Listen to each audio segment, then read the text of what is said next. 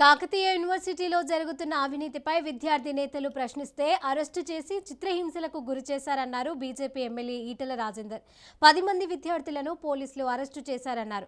BRS నేతలకు పోలీసులు తొత్తులుగా వ్యవహరిస్తున్నారని మండిపడ్డారు. పోలీసులు విద్యార్థులపై ఇష్టానురీతిగా లాఠీలు జలిపించారన్నారు. ఇక రాష్ట్రంలో 5 ఏళ్లు గడిచినా రైతుల రుణమాఫీ కాలేదన్నారు. బీఆర్ఎస్ పాలనలో రైతులకు తీవ్ర నష్టం జరుగుతుందన్నారు. ఈటెల లిక్కర్ డ్రామాలతో అనేక కుటుంబాలు రోడ్డున పడ్డాయన్నారు. భూములు లిక్కర్ డ్రామాలతో ప్రభుత్వం ఆదాయం సమకూర్చుకుందని ఈటెల ఆరోపించారు. ఎన్నికల సందర్భంలో 25,000 కోట్ల రూపాయలు రుణమాఫీ చేస్తా అని చెప్పి మాటిచ్చిండ్రు.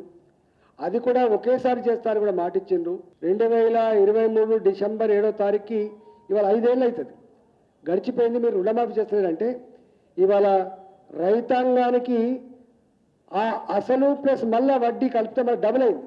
దానివల్ల రైతాంగానికి రుణం రాకపోవడం వల్ల మళ్ళీ ప్రైవేటు షావుకారుల దగ్గర వస్తువులు కుదబెట్టి భూములు కుదబెట్టి లోన్లు తెచ్చుకుంటా ఉన్నారు. బ్యాంకుకు పోతే ఇవాళ 7% 8% దొరికినటువంటి అప్పు ఇవాళ మీ పుణ్యమా అని చెప్పి మళ్ళీ 24%, 30% అంటే ₹2 వడ్డీకి 2.5 రూపాయల వడ్డీకి తెచ్చుకునే పరిస్థితి వచ్చింది. రైతాంగానికి ప్రభుత్వం కట్టాల్సిన 27,000 కోట్ల రూపాయలు కట్టినప్పటికి కూడా మళ్ళీ ఈ 4 సంవత్సరాల కాలంలో ప్రభుత్వం అసలు అమౌంట్ కట్టకపోవడం వల్ల, డబ్బులు చెల్లించకపోవడం వల్ల కట్టాల్సినటువంటి బకాయిలు కూడా ఇంకా మళ్ళీ 10,000 కోట్ల రూపాయలు లిక్కర్ టెండర్లలో కూడా డబ్బులు పోగొట్టుకున్నారు. అంటే ఎంత నీచాన్ని కొడగడుతుందో చూడండి. డబ్బులు రాబట్టుకోవడానికి ఎంత నీచాన్ని కొడగడుతుందో తెలంగాణ ప్రజలు అర్థం చేసుకోవాలని చెప్పి కోరుతాను. లిక్కర్ టెండర్లలో పాల్గొన్న వాళ్ళకి బాధ ఎంత ఏంటో తెలుసు.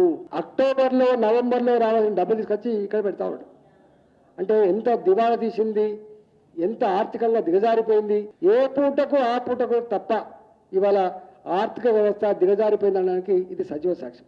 విద్యార్థులు అస్వస్థకు గురైందని, ఇవాళ ఉడికని పప్పు తిన్నారని, పుచ్చబడిన కూరగాయలని చెప్పి, నాణ్యత లేని కారపొడి అని చెప్పి, పసుపు అని చెప్పి ఇలా మనం చూస్తూ ఉన్నాం.